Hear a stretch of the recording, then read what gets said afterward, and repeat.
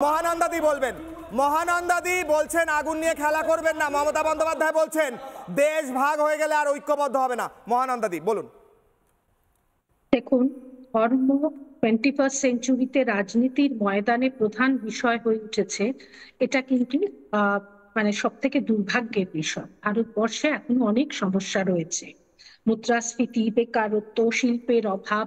RSS একটি সংগঠন, তাদের নিজস্ব মতবাদ থাকতে পারে, হিন্দুত্ববাদী সংগঠন, তাদের মতামত নিশ্চয়ই আছে। ভারতবর্ষের সব মতামতকে একেবারে শ্রদ্ধার সঙ্গে মানা হয়, এটাই ভারতবর্ষের ঔদার্যের বড় কথা। ধর্ম নিরপেক্ষতা, বহুত্ববাদ, সহিষ্ণুতা, এগুলো ভারতীয় গণতন্ত্রের একটা স্বাভাবিক অঙ্গ হিসেবে গণ্য করা উচিত এবং এই শব্দগুলোর মর্যাদা রক্ষা করে তবে যে কোনো হিন্দুত্ববাদী হোক বা অন্যান্য যে কোনো দল, তারা ভারতবর্ষকে এগিয়ে নিয়ে যাবে, এটাই কাম্য। কাজেই ভেদাভেদ যত কম হয় ততই একটা দেশ এগোতে পারে। এবং এই যে সহিষ্ণুতার কথা, বহুত্ববাদের কথা স্বামী বিবেকানন্দ তার শিকাগো বক্তৃতায় বলে এসেছেন, মহামহিম্ন স্তোত্র থেকে পাঠ করে উনি বলে এসেছেন, প্লাস সুভাষচন্দ্র যাদের কথা এক্ষুনি উঠে, দেশে যারা বিপ্লব করেছেন, প্রাণ দিয়েছেন, তাদের মধ্যেও কিন্তু এই সবাইকে নিয়ে চলার বার্তা সবসময় ছিল। নেতাজি সুভাষচন্দ্র বাঙালির সব থেকে বড় একজন নেতা, স্বাধীনতা সংগ্রামী, তিনি বারবার একই সঙ্গে হিন্দু মুসলমান সবাইকে নিয়ে চলার কথা বলেছেন। তার ব্রিগেডের মধ্যে সব সময় গান্ধী ব্রিগেড, মৌলানা আবুল কালাম আজাদ ব্রিগেড ছিল। সংকীর্ণতা ভুলে ভারতবর্ষ পথে এগিয়ে চলে, এটাই হচ্ছে সব থেকে বড় কথা। কাজে ভেদাভেদের কোনো জায়গা নেই, তবে একটা দেশ এগোতে পারে না। ভারতবর্ষ শব্দের অর্থ হচ্ছে ভা মানে জ্ঞানের আলো, রত মানে হচ্ছে ব্যাপৃত, আর বর্ষ মানে ভূভাগ। কাজে জ্ঞানের আলো যেখানে আছে সেখানে সংকীর্ণতা, ভেদাভেদ থাকতে পারে না, এই কথাটা মনে রাখতে হবে। এবং বাঙালি জাতি হিসেবে বাঙালির অস্মিতা কিন্তু ছিল এই উদারতা। কাজে রাজনীতির জায়গায় থাকুক, রাজনীতির মানুষদের অনেক কিছু দেওয়ার আছে দেশকে, কিন্তু ধর্মকে সঙ্গে নিয়ে রাজনীতি, এটা সুস্থ রাজনীতি নয়। আমার 2 সেকেন্ডের একটা প্রশ্ন, যে কোনো মা বোন, হিন্দু ঘরের মা বোনরা যখন কোনো ঠাকুরতলায় যায় তখন দেখতে পাওয়া যায় যে মাথার মধ্যে তাকে ঘোমটা দিতে, মাথার মধ্যে কাপড় দিতে, মাথার মধ্যে কাপড় দেওয়াটাকে এই আরএসএস বলে, এই আরএসএস বলে মাথায় কাপড় দেওয়াটাকে বলে এটা হিজাব পরা।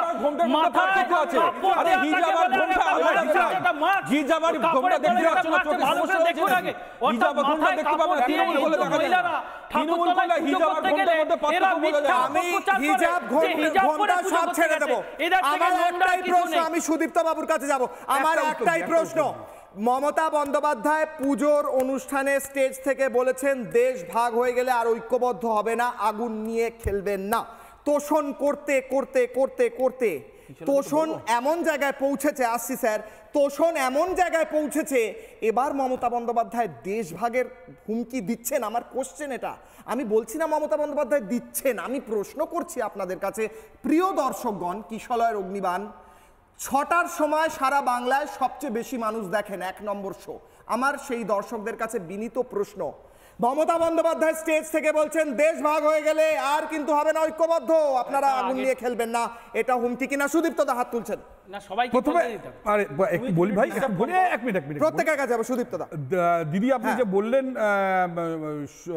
সুভাষচন্দ্র বোস উনি চেয়েছিলেন বহুত্ববাদ, কিন্তু নেতাজি যখন নাকি জাপানে, তখন যখন এখানকার প্রধানমন্ত্রী, বাংলার অবিভক্ত বাংলার প্রধানমন্ত্রী খাজা নাজিমুদ্দিন বাংলার 30 লক্ষ লোককে না খাইয়ে মারছে, নেতাজি খাবার পাঠাতে চেয়েছিলেন, সেটা খাজা নাজিমুদ্দিন মুসলিম লীগের এবং জওহরলাল নেহেরু সেই খাবার অ্যাকসেপ্ট করেনি, 30 লক্ষ লোক মারা গেছে। ফলে ওই বহুত্ববাদ তার জীবিত অবস্থায় বাংলায় কিন্তু দেখেছে যে কিভাবে আরেক দল লোক রাজত্ব করলে বাংলার লোককে 30 লক্ষ লোককে না খাইয়ে মারা হয়। 46 সালে নেতাজির অন্তর্ধানের পর আমাদের কলকাতার উপর এবং নোয়াখালীতে হাজার হাজার লোককে কুচিয়ে কাটা হয়েছে। ইতিহাসের কথা বলে যখন নাকি নেতাজি ছিলেন না, তখন নেতাজিকে যারা অমান্য করেছে সেই মুসলিম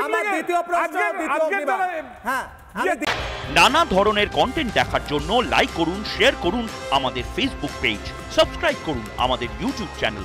পাশাপাশি অন্যান্য ব্রেকিং নিউজের জন্য অবশ্যই চোখ রাখুন রিপাবলিক বাংলায়।